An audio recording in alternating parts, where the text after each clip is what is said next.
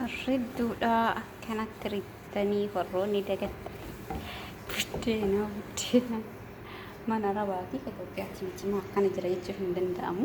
Dhoowwaadha jechuun harki tokko kaameraadha. Amma akkanatti ridii gootes jechuun hin danda'amu. Dagannee jirra waggaa hedduu lakkoofsisnee osoo buddeen hin godhini maa akkana sharsharitti jechuullee hin danda'amu. Kinoo kana fakkaata. Maashaallah tabaarakallah. Akka biyya keenyaatiif xiqqoo akka buusanii kaaniini gombisoo fidanii mere takkaa eeganii sanumaaf akkuma aadaa keenyaatitti hojjetanna jechuudha. Buddeen haala ajajuun irra mana keenya harca yoo fidannee jenne akkana buddeen bareedaa hojjechannee nyaannee dharraa bahuu dandeenya waan ta'eef bifa salphaadhaan xaawaa irratti xaawaa kanuma irratti hojjetattanii dirqamaa miti amma gombisoo. Assalaamu alaykum warahmatullaahi wabarakaatu. Ashamaa harka fuunee jirtu obboleewwan kiyyaa qaqqaaliiwwan ijoollee Oromoo hundumti keessaniyyuu maashaallah tabarakallah kottaa haa nyaannu buddeena dalagaan jira isiniin jedha. Buddeenni kiyya baay'ee bareeda. Kinoo akkanatti godheen jira. Eeleen kiyya siin qabatu duubni isaallee kinoo akkana diimatee jira. Baay'ee namatti tola. Maaliif gubateen jedhin hin gubanne xiqqoo qamadiidha akka biyya keenyaa sanitti xaafiidhaa miti kan hojjetamu. Kanaafin baay'ee namatti tola. Yoo asittillee akkuma argitan hojjadhee sirratti tartiibataan jira. Kun ammoo safeedii irraa fuudhuuni. Kun ammoo walii galtee irratti walii galuu. Akkasumas lixiin kiyyas kinoo kana fakkaata asirratti qal'ifadhee koottaa waliin haa nyaannu isiniin jedha lixii kiyya. Kuni xawaan qopheedha. Dhugaa baay'ee namatti tola. Kinoo kana bareeda. Baay'ee tokko namatti tola. Akkasuma asittillee akkuma argitanii kikkii ataraatu hojjadhee jira. Kikkii ataraa tarii kallattii baay'eedhaan kan hojjetamu. An akkanatti hojjechuu jaaladha. Akkanatti nyaachuun jaaladha. Baay'ee namatti tola. Baay'ee mi'aayaadha. Timaatimiidhaaf barbaree hin jiru waan ta'eef timaatimiidhaaf akkasumas majoon timaatimii xiqqootti gootee akka bifa sii bareeduuf hojjettee bifa salphaadhaan nyaachuu dandeessaa isiniin jedha.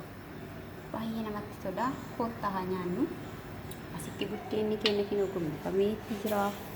Gombisoon keenya kan biyya kana arabaa inni fuuraa akkuma beektanii. Kinoo buddeenni kana fakkaata daabbisee jira. Buddeenni asitti kana fakkaata. Asitti kinoo kana fakkaata. Kanii hojjadhee kinoo kana fakkaata. Asitti irraa baafadhaa. Baay'ee namatti tola dhugaa. Hedduu namatti tola. Hedduu bareedaadha. Koottaa haa nyaannu. Buddeen dharraafanii hin dharra'inaadha. Koottaa nyaanna waliin nyaanna.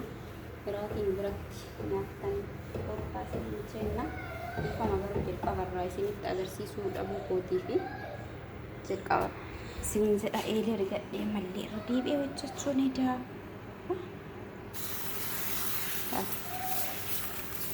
Harki tokko kaameraadha dhiifama. Bilbila koofii hojjetaa kun bilbila qaba. Misooma waan ta'eef kun nyaachuu hin qabu. Kun taa'ee kun nyaachisuu hin qabu. Tokko dadhabee kun taa'ee nyaachisuu hin qabu. Kanaafi kana duratti immoo kun yoo dhufe baay'ee bareeda. Kana bira salaaxaawwan garaagaraa dagalidha yoo hojjenne mi'aa isaanii isinitti himu sinummaa murteessaa jechuun jaaladha. Koottaa wajjin nyaannaa.